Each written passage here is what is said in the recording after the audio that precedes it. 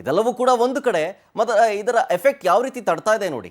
ಭಾರತ ಪಾಕಿಸ್ತಾನದ ಮಧ್ಯೆ ಒಂದು ರೀತಿಯಾಗಿ ವಾರ್ ನಡೆಯುವಂತಹ ವಾತಾವರಣ ನಿರ್ಮಾಣ ಆಗಿದೆ.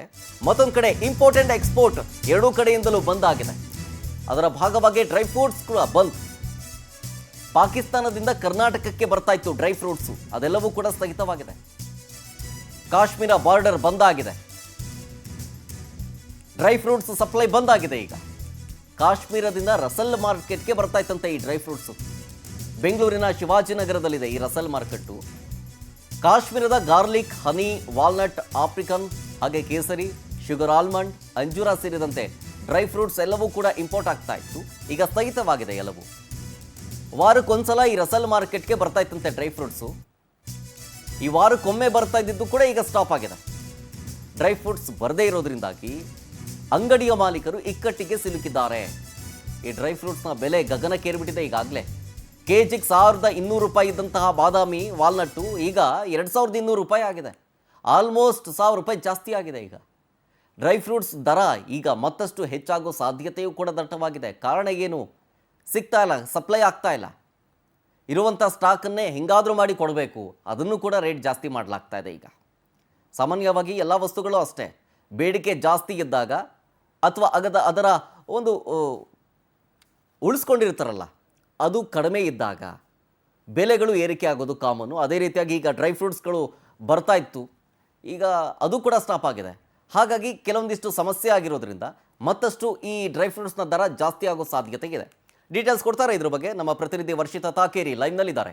ವರ್ಷಿತಾ, ಒಂದು ಕಡೆ ಇಂಡಿಯಾ ಪಾಕಿಸ್ತಾನ ವಾರ್ ನಡೆಯುವಂತಹ ಸಾಧ್ಯತೆಗಳು ಜೊತೆಗೆ ಅದರ ರೀತಿಯಾದಂತಹ ವಾತಾವರಣಗಳು ನಿರ್ಮಾಣ ಆಗಿದೆ.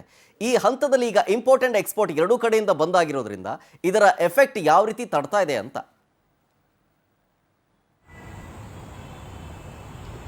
ಎಸ್ ಶರತ್, ಈಗಾಗಲೇ ಕಾಶ್ಮೀರದ ಪೆಹಲ್ಗಾಮ್ ಅಲ್ಲಿ ನಡೆದಂತಹ ಒಂದು ಯುದ್ಧ ಎಂದು ಎಲ್ರಿಗೂ ಕೂಡ ಗೊತ್ತಿರುವಂಥದ್ದು. ಅದರಲ್ಲೂ ನಮ್ಮ ಕನ್ನಡಿಗರನ್ನ ಕಳ್ಕೊಂಡಿರೋದು ನಿಜಕ್ಕೂ ಬೇಸರದ ಸಂಗತಿ. ಹಾಗಾಗಿ ಈಗಾಗಲೇ ಒಂದು ಕಡೆಯಾಗಿ ಇದು ಒಂದು ಕಡೆಯಾದ್ರೆ ಮತ್ತೊಂದು ಕಡೆಯಾಗಿ ಬೆಲೆ ಏರಿಕೆ ಬಿಸಿ ಎಲ್ಲರ ಜೇಬನ್ನು ಕೂಡ ತಟ್ಟುತ್ತಾ ಇದೆ. ಈಗ ಬಹು ಮುಖ್ಯವಾಗಿ ನೋಡೋದಾದ್ರೆ ಡ್ರೈ ಫ್ರೂಟ್ಸ್ಗಳಾಗಿರ್ಬೋದು, ಪಾಕಿಸ್ತಾನದಿಂದ ಅತಿ ಹೆಚ್ಚಾಗಿ ಡ್ರೈ ಫ್ರೂಟ್ಸ್ಗಳು ಬರ್ತಾ ಇತ್ತು. ಈಗ ಅಲ್ಲಿಂದ ಬರ್ತಾ ಇದ್ದಂತಹ ಬಾದಾಮ್ ಆಗಿರ್ಬೋದು ಅಥವಾ ವಾಲ್ನಟ್ ಆಗಿರ್ಬೋದು ಅಥವಾ ಅಲ್ಲಿಯೇ ಇದ್ದಂತಹ ಒಂದಷ್ಟು ಏನು ಡ್ರೈ ಫ್ರೂಟ್ಸ್ಗಳು ಈಗ ಗುಲ್ಕನ್ ಜೊತೆಗೆ ಹನಿ, ಗುಲ್ಕನ್ ಇದೆಲ್ಲವೂ ಕೂಡ ಪಾಕಿಸ್ತಾನದಿಂದ ಬರ್ತಾ ಇತ್ತು. ಆದ್ರೆ ಈಗ ಆ ಒಂದು ಆಮದು ಎಲ್ಲವೂ ಕೂಡ ಸ್ಟಾಪ್ ಆಗಿರುವಂಥದ್ದು. ಅದೇ ರೀತಿಯಾಗಿ ಇಲ್ಲಿಂದ ಹೋಗ್ತಾ ಇದ್ದಂತಹ ಒಂದಷ್ಟು ತರಕಾರಿ, ಈರುಳ್ಳಿ, ಬೆಳ್ಳುಳ್ಳಿ, ಆಲೂಗೆಡ್ಡೆ ಆಗಿರ್ಬೋದು, ಇದೆಲ್ಲವೂ ಕೂಡ ಇದು ಕೂಡ ಆ ಕಡೆಗೆ ಹೋಗುವಂಥದ್ದು ಸ್ಟಾಪ್ ಆಗಿದೆ.